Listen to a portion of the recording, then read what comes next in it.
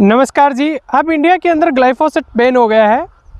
India government ने gazette पे इस चीज़ को ले लिया है।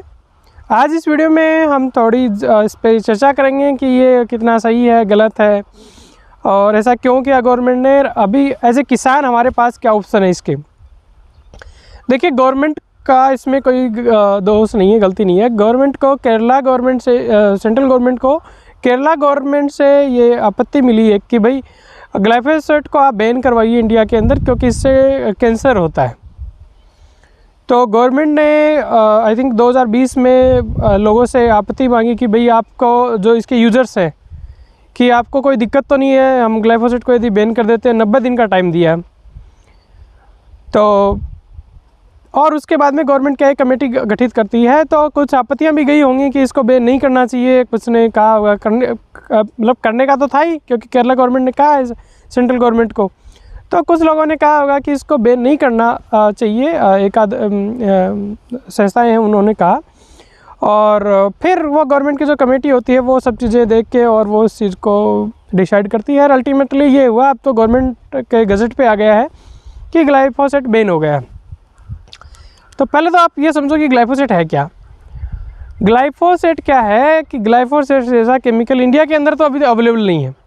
ग्लाइफोसेट कॉन्टैक्ट और ट्रांसलोकेटेड एक हर्बिसाइड है जो कि नॉन सेलेक्टिव है। यानी कि ये कह सकते हैं कि ये जहाँ भी आप स्प्रे करोगे उस चीज़ को ख़त्म कर देगा। मेड़ों पे अपन जनरली स्प्रे के लिए काम में लेते हैं। और ये कॉन्टैक्ट और ट्रांसलोकेटेड है, यानी कि ये पौधे के जिस हिस्से में गिरेगा उसको मारेगा ही, साथ ही उसके सिस्टम में जाके भी उस पौधे को मार देता है। इंडिया में अभी ऐसा कोई दूसरा केमिकल है भी नहीं। बैन करने की बात कहाँ से आई? बैन करने की बात ये आई कि ये एक्चुअली एक मोर देन 150 कंट्रीज़ में ग्लाइफोसेट यूज़ हो रहा है। और कई कंट्री में कई ऐसी स्टडी आई हैं कि ग्लाइफोसेट से कैंसर होता है और ये इन्वायरमेंट के लिए भी ठीक नहीं है। बाकी जीव जंतु हैं, मनुष्य के साथ बाकी जीव जंतुओं की हेल्थ के ऊपर इसका विपरीत प्रभाव है। इंडिया में भी उसी चीज़ को कंसिडर करते हुए इसको बैन किया है। पर क्या इंडिया के परिप्रेक्ष्य में वो बात पूरी तरह से सही बैठती है? मुझे तो नहीं लगता, क्योंकि देखिए WHO जिसकी बात हमें माननी चाहिए, सुननी चाहिए, वो भी इसको ये नहीं कह रहा कि ग्लाइफोसेट से कैंसर होता ही है। WHO ने भी इसको 2A कैटेगरी में रखा कि प्रोबेबली इट में क्योज कैंसर, यानी हो सकता है इससे कैंसर हो। हालांकि कुछ कंट्री ने जैसे नीदरलैंड वगैरह ने भी इसको बैन कर दिया है। पंजाब ने आई थिंक ऑलरेडी बैन कर दिया। और ऐसा है, इससे कैंसर होता है, ऐसे कई स्टडी भी हैं, होता भी होगा। लेकिन ये उन देशों में मुझे लगता है ज़्यादा इसके नेगेटिव इफेक्ट रहे होंगे जहाँ जेनेटिकली मॉडिफाइड क्रॉप थी। यानी उसको यूँ समझे कि जेनेटिकली मॉडिफाइड क्रॉप का मतलब ये हुआ जो ग्लाइफोसेट रेजिस्टेंस थी, यानी कि उन्होंने उस फसल में, जैसे सोयाबीन में होता है इसका यूज़ बहुत ज़्यादा ग्लाइफोसेट का, या बाकी और कॉटन वगैरह में भी होता है, कि उन्होंने कॉटन सोयाबीन को इस तरीके से चेंज कर दिया कि उन पे यदि आप ग्लाइफोसेट का स्प्रे करोगे तो पूरे वीड मर जाएगा और उस क्रॉप पे कोई असर नहीं होगा। तो वहाँ बहुत ज़्यादा मात्रा में ग्लाइफोसेट यूज़ होता है उन कंट्रीज़ के अंदर। इंडिया में तो ज़्यादातर तो किसान मेड़ों पे यूज़ करते हैं और यहाँ कॉटन वगैरह में प्रोटेक्टेड स्प्रे कर देते हैं, यानी कॉटन को कवर करके उस पर ग्लाइफोसेट का स्प्रे कर देते हैं। उतनी क्वांटिटी में नहीं होता इंडिया में यूज़। हेल्थ वाले पॉइंट ऑफ व्यू से देखें और यदि बायोडाइवर्सिटी के पॉइंट ऑफ व्यू से देखें तो इसको बैन करना उचित ही होगा, क्योंकि मानव स्वास्थ्य के साथ तो अपन उसमें तो कंप्रोमाइज़ नहीं कर सकते ना।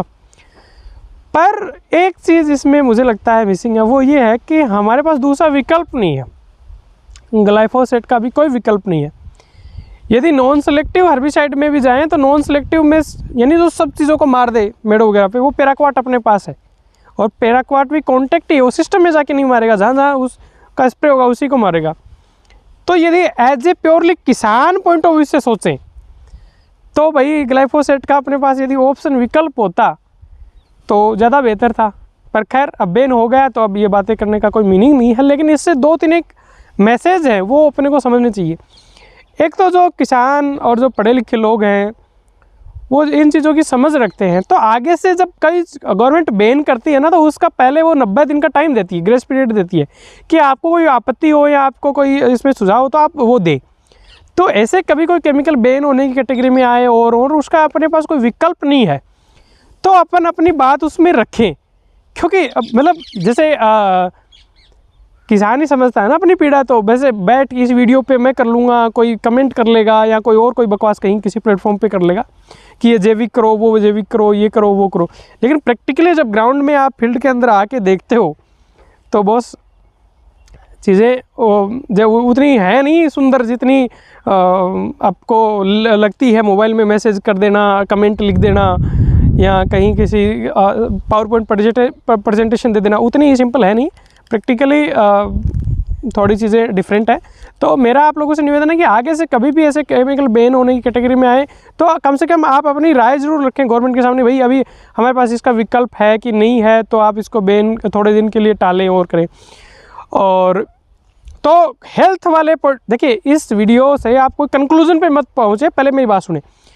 हेल्थ वाले पॉइंट ऑफ व्यू से, बायोडाइवर्सिटी वाले पॉइंट ऑफ व्यू से बिल्कुल ठीक है कि हम ये नहीं कि अमेरिका की तरह बहुत सारे कैंसर के पेशेंट कर लें फिर हम इसके ऊपर जाएं। लेकिन मीनवाइल यदि दूसरा पॉइंट देखें, किसान का दर्द समझे, तो किसान के पास इसका दूसरा विकल्प नहीं है, तो शायद थोड़े दिनों और इसको टाला जा सकता था जब तक अपने कोई विकल्प नहीं आ जाए तब तक। और दूसरा एक एंगल और है, जैसे मैं तो कभी कभी सोचता था कि जैसे राजस्थान का या सेंट्रल इंडिया में इसमें बहुत ज़्यादा सोयाबीन होता है, तो इतना वीड आता है और उस पर हर्बिसाइड उतने काम करते नहीं हैं। तो कई बार लगता था कि कोई जेनेटिकली मॉडिफाइड सोयाबीन वगैरह गवर्नमेंट परमिट करेगी, तो एक वो रास्ता भी पर्टिकुलरली ग्लाइफोसेट के केस में तो बंद ही हो गया। तो मतलब जेनेटिकली मॉडिफाइड जो ग्लाइफोसेट रेडी सोयाबीन है वो शायद अब नहीं आ पाएगी क्योंकि ग्लाइफोसेट तो बैन ही हो चुका है। तो खैर और कोई नई संभावनाएं आएंगी, अपन उन पे विचार करेंगे। खैर केमिकल तो मैं तो हमेशा ही बोलता हूँ, केमिकल तो आज भी किसी चीज़ का सॉल्यूशन नहीं है, कल भी किसी चीज़ का सॉल्यूशन नहीं है। अल्टीमेटली हमें मैकेनिकल वीडिंग पे और रोबोटिक्स पे उनके ऊपर ही जाना पड़ेगा। और भाई मैंने तो इस चीज़ की पहले से तैयारी कर रखी थी। अपन एज ए किसान हमारे ज़्यादा मेड़ों वगैरह पे दिक्कत आती है। तो देखो मैं आपको दिखाता हूँ, वो हमारे इस फार्म की मेड़ है, उसके ऊपर मैंने अरहर लगा रखा है और सहजना लगा रखा है, शायद आपको दिख रहा होगा। और जैसे मैं आपको ये पास वाली मेड़ दिखाऊं, इसमें मैंने ये नेपियर लगा रखा है। मेरा ये मानना है कि मेड़ को खाली छोड़ोगे तो उसमें वीड होंगे, और यदि मेड़ को आप कवर करके रखोगे अपने डिज़ायरेबल प्लांट से, तो उस पर वो उतने ज़्यादा आपके वीड्स नहीं आएंगे। तो इस बात को यहीं कंक्लूड करते हैं कि भाई गवर्नमेंट ने जब डिसीजन लिया है और वो तो एक कमेटी बैठी है, तो वो बड़े समझदार लोग बैठे होंगे और उन्होंने डिसीजन सही लिया होगा। पर इस वीडियो से दो मैसेज हैं क्लियरली। एक तो यदि आप थोड़ी भी जागरूक हैं और आप किसान हैं और ऐसी चीज़ों का आप प्लीज़ ध्यान रखें। यदि आपको कोई लगता है कि ये चीज़ बैन होनी चाहिए कि नहीं होनी चाहिए या थोड़े टाइम इसको टाल देना चाहिए, तो आप अपनी राय दे सकते हो, आपको राय देनी ही चाहिए। और ग्लाइफोसेट के कंसर्न में बात करें तो हेल्थ और उस चीज़ों को देखा जाए तो ये बहुत ठीक हो गया कि चलो भाई अपन इंसानों की हेल्थ से तो कोई कंप्रोमाइज़ नहीं कर सकते, बायोडाइवर्सिटी के साथ कंप्रोमाइज़ नहीं कर सकते, ठीक है। अब बैन हो गया, जब चीज़ें बैन हो जाती है ना तो ऑप्शन भी आ जाते हैं। होप कुछ और अच्छा हो, कुछ ऑप्शन आएगा। केमिकलों से तो पार पड़ने भी नहीं है, आगे और पीछे हमें कोई मैकेनिकल पे या रोबोटिक्स पे उन पे ही जाना पड़ेगा। एनीवे कोई भी इससे आप कोई गलत कंक्लूजन ना निकालें, जस्ट ये मेरे कुछ विचार हैं। हो सकता है आप सहमत हो या नहीं हो, ये कोई वैसे साइंटिफिक रिपोर्ट भी नहीं है। उम्मीद करता हूँ जानकारी ठीक लगी होगी। नमस्कार, जय हिंद।